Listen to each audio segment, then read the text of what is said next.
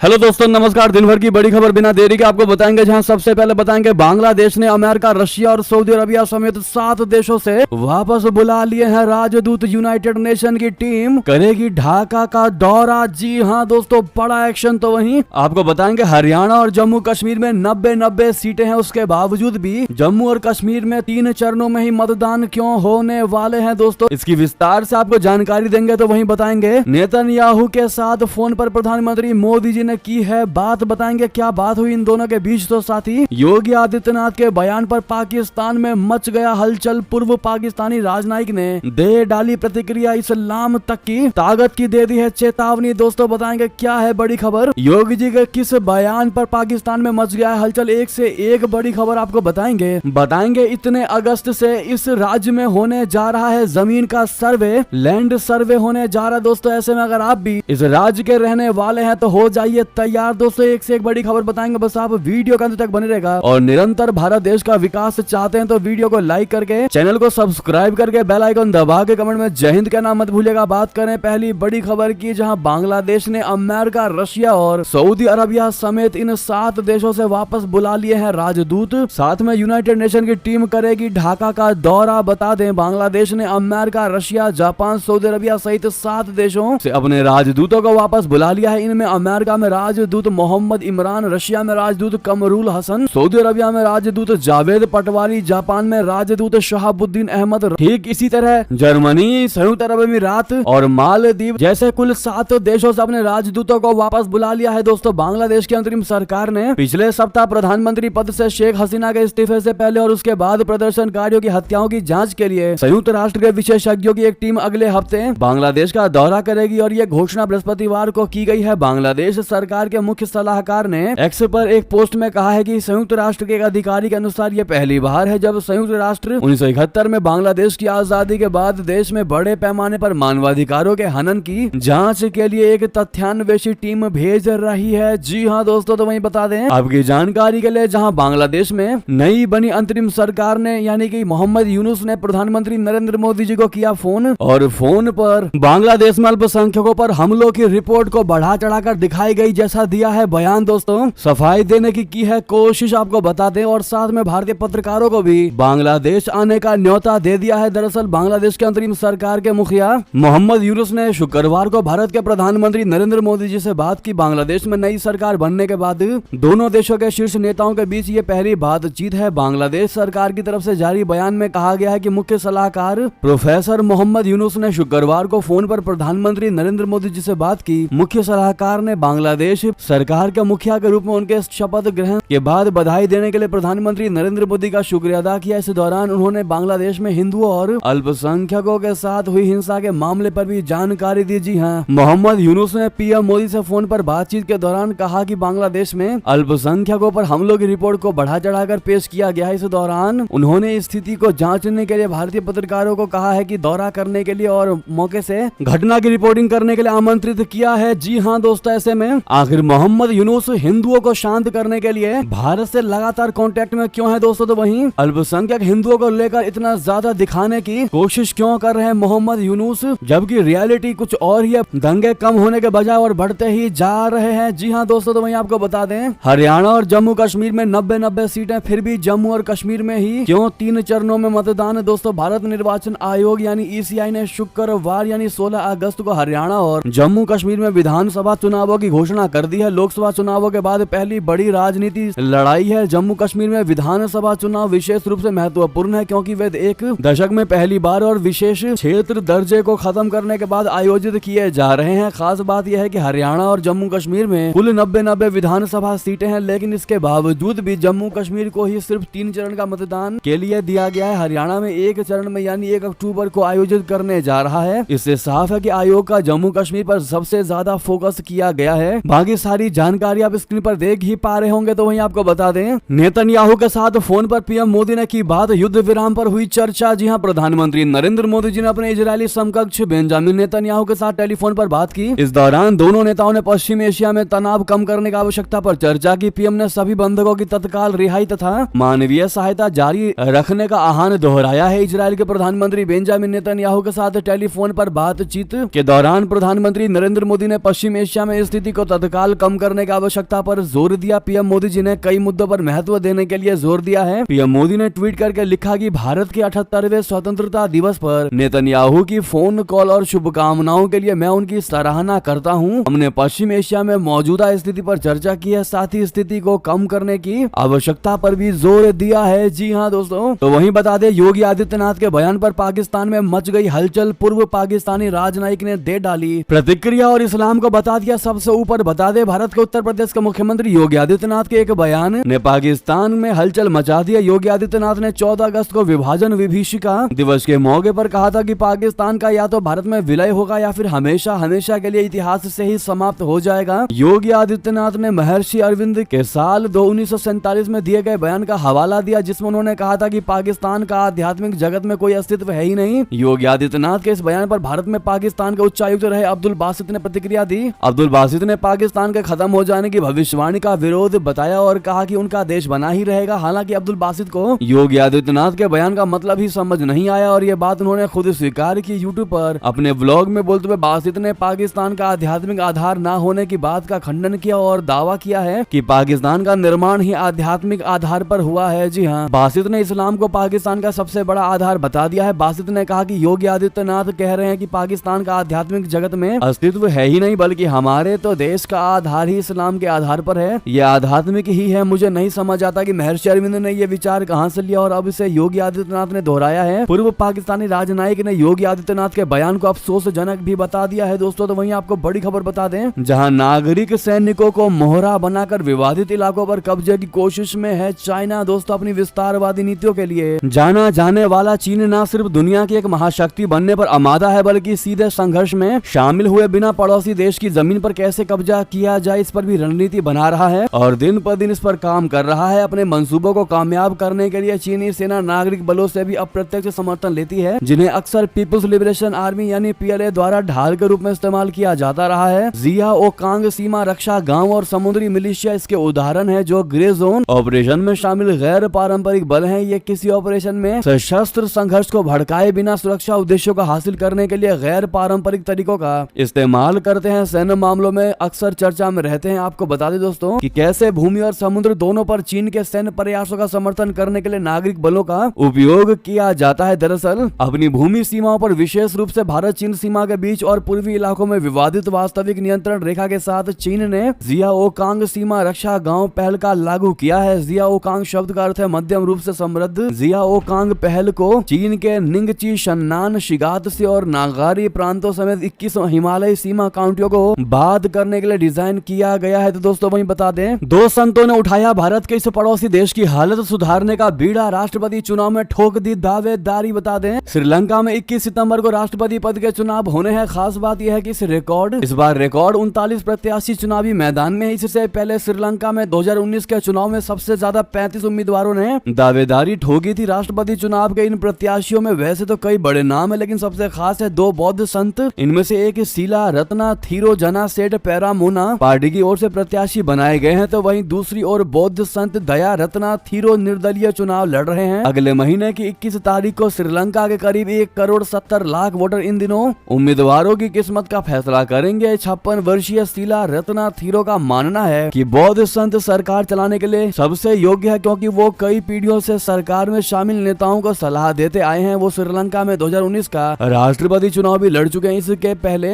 और इसके अलावा उन्होंने 2021 में श्रीलंका क्रिकेट बोर्ड के उपाध्यक्ष के लिए भी नामांकन भरा था, जो 2021 के बाद खारिज कर दिया गया था। तब उन्होंने कहा था कि उन्हें इस बात का पहले से ही अंदाजा था कि उनका नामांकन रद्द कर दिया जाएगा। उन्होंने कहा था कि श्रीलंका क्रिकेट बोर्ड के उपाध्यक्ष का चुनाव लड़ने के पीछे उनका मकसद देश की क्रिकेट संस्था से भ्रष्टाचार को मिटाना है। तो दोस्तों वहीं आपको बता दें, रानिल विक्रमसिंघे को मिला 30 पार्टियों के गठबंधन का समर्थन। राष्ट्रपति पद की दावेदारी और मजबूत हुई है। दरअसल श्रीलंका के राष्ट्रपति रानिल विक्रमसिंघे को शुक्रवार को 30 से भी ज्यादा राजनीतिक दलों के महागठबंधन ने समर्थन देने का ऐलान किया है। श्रीलंका में अगले महीने ही राष्ट्रपति चुनाव के लिए मतदान होना है। ऐसे में इस बार श्रीलंका का चुनाव दोस्तों काफी ज्यादा इंटरेस्टिंग होने वाला है। तो वहीं बता दें, बांग्लादेश क्रिकेट बोर्ड में भी होने वाला है तख्ता पलट। नजमुल हसन ने की इस्तीफे की पेशकश। जी हाँ, बांग्लादेश में कुछ भी ठीक नहीं चल रहा है। देश में जारी राजनीतिक संकट के बाद अब बांग्लादेश क्रिकेट पर भी बड़ा खतरा मंडरा रहा है। दरअसल बांग्लादेश क्रिकेट बोर्ड के अध्यक्ष नजमुल हसन के इस्तीफे की खबर सामने आ रही है। बांग्लादेश क्रिकेट बोर्ड यानी BCB बीसीबी के अधिकारियों के दावे की माने तो नजमुल हसन ने बीसीबी के अध्यक्ष पद से इस्तीफा देने की पेशकश की है। नजमुल लंबे समय से इस पद पर बने हुए हैं, लेकिन जैसे ही बांग्लादेश में तनाव बढ़ा तो वो देश छोड़कर लंदन चले गए। वहीं से उन्होंने अपना अध्यक्ष पद छोड़ने की भी पेशकश की। जी हाँ, तो दोस्तों वहीं आपको बता दें, आज भारत आएंगे अमेरिकी उप विदेश मंत्री वर्मा। आर्थिक विकास और जलवायु मुद्दों पर करेंगे चर्चा। जी हाँ, अमेरिकी विदेश विभाग ने घोषणा की है कि उप विदेश मंत्री रिचर्ड आर वर्मा आज 17 अगस्त से भारत का दौरा कर रहे हैं। इस दौरे का उद्देश्य भारत और अमेरिका के बीच समृद्ध, सुरक्षित और लचीले भविष्य के लिए संबंधों को और मजबूत करना है। दोस्तों, रिचर्ड वर्मा 17 से 22 अगस्त तक भारत में एक अमेरिकी प्रतिनिधिमंडल का नेतृत्व करेंगे। इस प्रतिनिधिमंडल में वरिष्ठ सरकारी अधिकारी, जलवायु क्षेत्र के विशेषज्ञ, एरोस्पेस के विद्वान और उद्योग जगत के लोग भी शामिल होंगे। इस दौरे के दौरान वे अधिक आर्थिक विकास, स्वच्छ ऊर्जा और जलवायु कार्रवाई जैसे महत्वपूर्ण मुद्दों पर चर्चा करेंगे ताकि अमेरिका भारत साझेदारी को और भी आगे बढ़ाया जा सके। वर्मा के साथ इस प्रतिनिधिमंडल में राष्ट्रपति के वरिष्ठ सलाहकार जॉन पोडेस्टा और अमेरिकी ऊर्जा विभाग के उप सचिव डेविड तुर्क भी शामिल होंगे। तो दोस्तों वही बता दें, दुनिया का सबसे बड़ा लोकतंत्र बनकर उभरा है भारत। जी हाँ, विदेश मंत्री जमीर ने कहा मालदीव के लिए प्रेरणा बन चुका है भारत। दोस्तों, मालदीव के विदेश मंत्री मूसा जमीर ने कहा है कि भारत दुनिया का सबसे बड़ा और विविधतापूर्ण लोकतंत्र बनकर उभरा है, जिसने मालदीव के साथ ही कई देशों को प्रेरित करते हुए उदाहरण पेश किया है। इस दौरान उन्होंने मालदीव और भारत के द्विपक्षीय सहयोग पर प्रकाश डालते हुए राष्ट्रपति डॉक्टर मोहम्मद मुइजू की सरकार की दृढ़ प्रतिबद्धता को भी दोहराया है। कहा है कि हमारे लोगों के पारस्परिक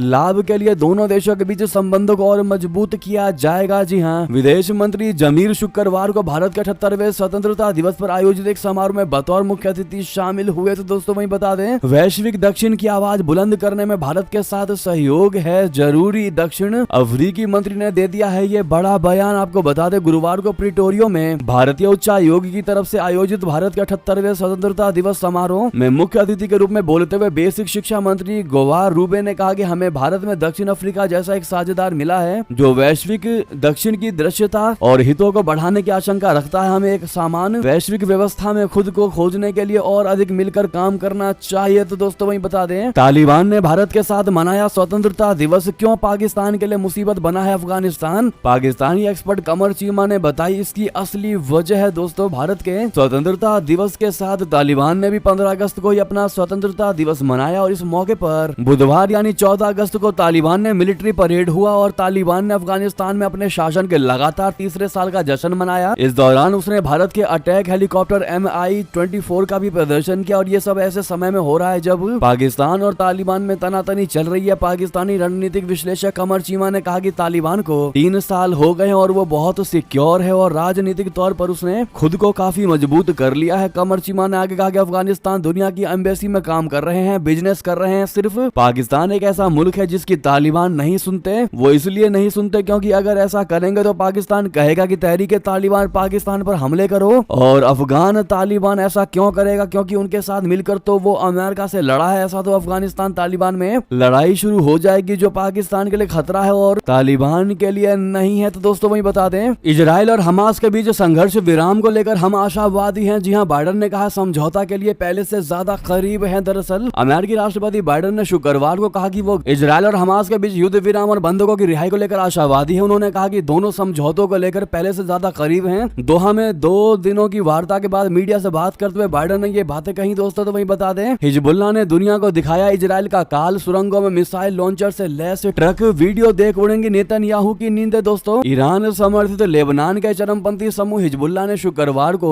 एक वीडियो जारी किया है जिसमें सुरंगों का नेटवर्क और जमीन के अंदर 4 जगह दिखाई गई हैं जहां से इजराइल के खिलाफ मिसाइलें दागी जाएंगी। हिजबुल्लाह ने यह वीडियो ऐसे समय में जारी किया है जब उसने अपने टॉप कमांडर की मौत का बदला लेने के लिए इजराइल के खिलाफ जवाबी कार्रवाई करने का ऐलान कर दिया है। हिजबुल्लाह की तरफ से जारी गई वीडियो क्लिप में विशाल सुरंगें दिखाई गई हैं। तो दोस्तों वही बता दें, अमेरिकी राष्ट्रपति चुनाव से पहले न्यूयॉर्क जा रहे हैं पीएम मोदी। पिछले बार हाउडी मोदी, इस बार कौन सा प्रोग्राम होने वाला है आपको बता दें। प्रधानमंत्री नरेंद्र मोदी जी अगले महीने अमेरिका के दौरे पर जाएंगे। वे संयुक्त राष्ट्र महासभा सत्र में हिस्सा लेंगे और भारतीय अमेरिकी समुदाय के सदस्यों को एक महत्वपूर्ण प्रवासी कार्यक्रम में संबोधित करेंगे। कार्यक्रम 22 सितंबर को लॉन्ग आइलैंड के 16,000 सीटों वाले नसाउ कोलिजियम में होगा। संयुक्त राष्ट्र के अनुसार भारत के प्रधानमंत्री नरेंद्र मोदी जी 26 सितंबर को उच्च स्तरीय संयुक्त राष्ट्र महासभा सत्र को संबोधित करेंगे। लॉन्ग आइलैंड में सामुदायिक कार्यक्रम की तैयारी चल रही है जो सितंबर 2014 में न्यूयॉर्क के मेडिसन स्क्वायर गार्डन में मोदी द्वारा एक विशाल सभा को संबोधित संबोधित करने के 10 साल पूरे होने का प्रतीक है। तो दोस्तों वही बता दें, लेकिन आप लोग happy journey PM Modi ji कहना मत भूलिएगा एडवांस में। तो वही आपको बता दें, अनवर की तरह मार देंगे, सऊदी क्राउन प्रिंस को सता रहा है अपनी हत्या का डर, इजराइल कनेक्शन क्या है आपको बता दें। सऊदी अरबिया के क्राउन प्रिंस मोहम्मद बिन सलमान ने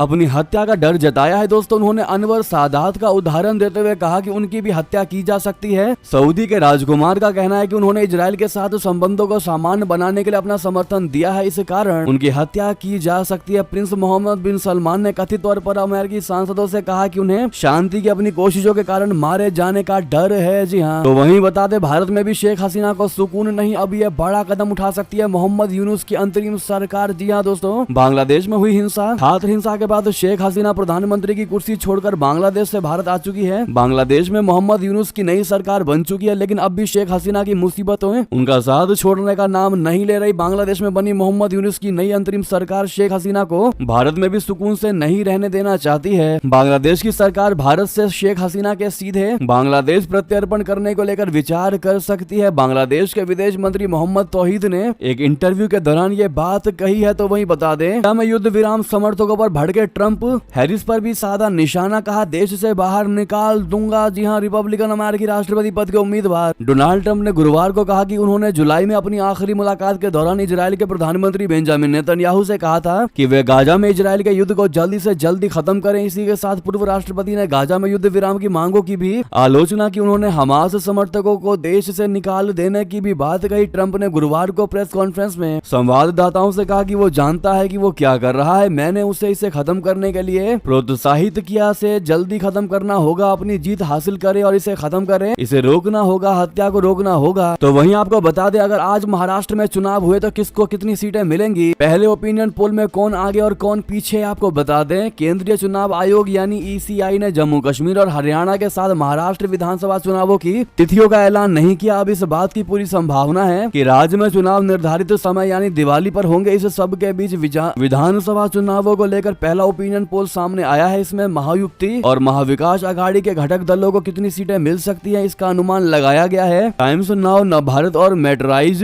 ने अपने सर्वे में सभी पार्टियों के वोट प्रतिशत का भी अनुमान लगाया है। ओपिनियन पोल में पूछा गया है कि सीएम एकनाथ शिंदे के कामकाज को लेकर आपकी राय क्या है। इसके जवाब में 35% लोगों ने कहा कि बहुत अच्छा कामकाज है, 21% लोगों ने उनके काम को औसत बताया है, तो वहीं 30% लोगों ने कहा कि उनका काम बिल्कुल भी अच्छा नहीं है। 14% ने उनकी कोई मामले पर टिप्पणी करने से मना कर दिया कि उनको नहीं पता। तो ये है दोस्तों महाराष्ट्र में अगर आज चुनाव हुए तो किनको कितनी सीटें मिल सकती है, जो हमने आपको बताया। अब आप अंदाजा लगा सकते हैं कि कौन हो सकता है फिर से महाराष्ट्र का अगला विजयी पार्टी। तो वही बता दें, चंपई सोरेन हो सकते हैं भारतीय जनता पार्टी में शामिल। झारखंड विधानसभा चुनाव से पहले टूट सकती है जेएमएम। जी हाँ, झारखंड विधानसभा चुनाव 2024 से पहले हेमंत सोरेन की पार्टी झारखंड मुक्ति मोर्चा यानी जेएमएम में फूट पड़ सकती है। झारखंड में राजनीतिक ड्रामा देखने को मिल सकता है। झारखंड के पूर्व मुख्यमंत्री चंपई सोरेन भारतीय जनता पार्टी में शामिल हो सकते हैं। चंपई सोरेन वर्तमान में हेमंत सोरेन की सरकार में मंत्री भी रहे हैं। जी हाँ, चंपई सोरेन भाजपा नेताओं के संपर्क में है। इतना ही नहीं, जेएमएम के पूर्व विधायक लोबीन हेम्ब्रम भी भाजपा में शामिल हो सकते हैं। जी हाँ दोस्तों, तो वहीं आपको बता दें, अगले 24 घंटे पूरे देश में डॉक्टरों की हड़ताल। सीबीआई ने 30 लोगों से पूछताछ की बना ली है लिस्ट। कोलकाता के आरजी कर मेडिकल कॉलेज और अस्पताल में ट्रेनी डॉक्टर से रेप और फिर हत्या का मामला तूल पकड़ता जा रहा है। इस मामले में बुधवार 14 अगस्त की रात को अस्पताल परिसर में उपद्रवियों के घुसने और तोड़फोड़ के बाद इस पर देश भर में खूब राजनीति भी हुई है। सीबीआई टीम शुक्रवार को अस्पताल पहुंची, जहां 5 घंटे तक जांच पड़ताल किया गया। इस सनसनीखेज मामले को लेकर कई बातें सामने आई हैं। तो वहीं कोलकाता मामले में राज्यपाल का सीएम ममता बनर्जी पर निशाना, कहा दोहरा रवैया अपना रही है मुख्यमंत्री ममता बनर्जी। जी हाँ दोस्तों, अमानवीय इस घटना का मामला अब राजनीतिक तूल पकड़ता जा रहा है। इस पर घटना पर जनता द्वारा किया जा रहे प्रदर्शन के बीच पश्चिम बंगाल के राज्यपाल सीबी आनंद बोस ने शुक्रवार को मुख्यमंत्री ममता बनर्जी पर निशाना साधते हुए कहा कि वो डॉक्टर जेकेएल और मिस्टर हाइड की तरह व्यवहार कर रही है। इस मामले में राज्यपाल ने कोलकाता पुलिस को भी लताड़ लगाते हुए कहा कि पुलिस ने इस मामले में कई अनियमितताएं दिखाई हैं। तो दोस्तों वहीं बता दें, जयपुर से बुलाई गई है फोर्स, उदयपुर में बढ़ गया है बवाल। धारा 144 लागू होने के बाद इंटरनेट भी बंद कर दिया गया है। दोस्तों उदयपुर में बता दें बड़ी खबर, राजस्थान के उदयपुर जिले के सूरजपुर इलाके में स्कूली छात्र पर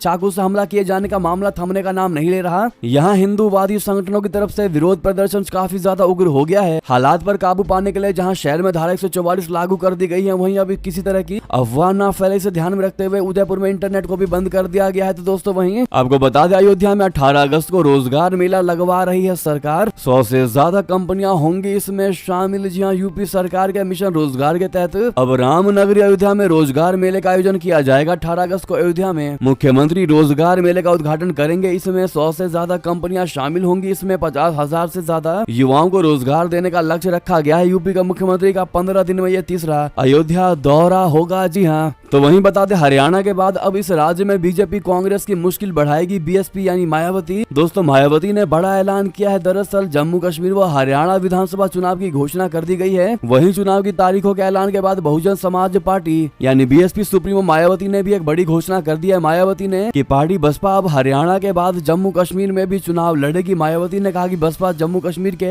अकेले चुनाव लड़ेंगी। बसपा सुप्रीमो मायावती ने एक्स पर पोस्ट करते हुए ये बात कही है। दोस्तों, लेकिन क्या जम्मू कश्मीर में जहां पहली बार बीएसपी चुनाव लड़ने जा रही है, क्या झंडे गाड़ पाएगी या फिर कोई एक वोट भी दे पाएगा बीएसपी को? आपकी क्या राय है दोस्तों? सुझाव देना मत भूलिएगा। तो वहीं बता दें बिहार में 20 अगस्त से शुरू हो जाएगा जमीनों का सर्वे। इससे पहले तैयार कर लें ये सारे कागजात वरना आ जाएगी आप पर भी संकट। दोस्तों, बिहार में 20 अगस्त 2024 से जमीन का सर्वे शुरू होने जा रहा है। इसको लेकर लोगों के मन में कई तरह के सवाल उठ रहे हैं। कौन सा फॉर्म भरे, कौन से कागजात तैयार रखने हैं, सर्वे टीम को क्या दिखाना होगा, ऐसे तमाम तरह के प्रश्न हैं। ऐसे में आपको बता दें दोस्तों, जमीन सर्वे से पहले आपको कौन कौन से कागजात तैयार रखने हैं और आवेदक को स्व घोषणा यानी सेल्फ डिक्लेरेशन के लिए किन किन दस्तावेजों की आवश्यकता है। दोस्तों, जमीन सर्वे के वक्त कौन कौन से दस्तावेज तैयार रख लेना है, अगर इसके बारे में जाने तो बताया जा रहा है कि 4-5 चीजें हैं जिनका ध्यान रखना है आपको। जमीन की रसीद जिसके नाम से भी हो, रजिस्ट्री की कॉपी, खाता खतियान या पुरानी जो जमीन है उसका नक्शा रखना होगा। राजस्व एवं भूमि सुधार विभाग की ओर से इसको लेकर ऑनलाइन प्रक्रिया भी शुरू कर दी गई है। इसके लिए वेबसाइट भी उपलब्ध है। जी हाँ दोस्तों, आवेदक को कौन कौन से कागजात रखने होंगे उसकी पूरी लिस्ट आप स्क्रीन पर देख पा रहे हैं दोस्तों। और जमीन सर्वे की आवश्यकता क्यों पड़ी, तो आपको बता दें कि ये जमीन छीनने की प्रक्रिया नहीं है। कहीं कोई झोल झाल नहीं होगा। जो झोल झाल था उसको समाप्त कर दिया जाएगा। जो जमीन आपकी है आपकी बनकर रहे, इसके लिए ये किया जा रहा है। इसके अलावा ये भी है कि एक तो है जो सही जमीन है वो सही व्यक्ति के पास चली जाएगी। इसके साथ ही जो जमीन विवाद का मामला आता था वो भी खत्म हो जाएगा। बहरहाल दोस्तों, 20 अगस्त से बिहार में ये जमीन सर्वे होने वाली है। बहरहाल इस सर्वे पर आपकी क्या निजी राय होगी दोस्तों, कमेंट में लिखकर जरूर बताइएगा। बहरहाल ये थी सारी बड़ी खबरें। आपको हमारी खबर कैसी लगी, आशा करता हूँ बहुत अच्छी लगी होगी। थोड़ी भी अच्छी लगी तो वीडियो को लाइक करके चैनल को सब्सक्राइब करके बेल आइकन दबा के कमेंट में जय हिंद करना मत भूलिएगा। मिलता अगली बड़ी खबर में। बहुत बहुत धन्यवाद। जय हिंद, जय भारत।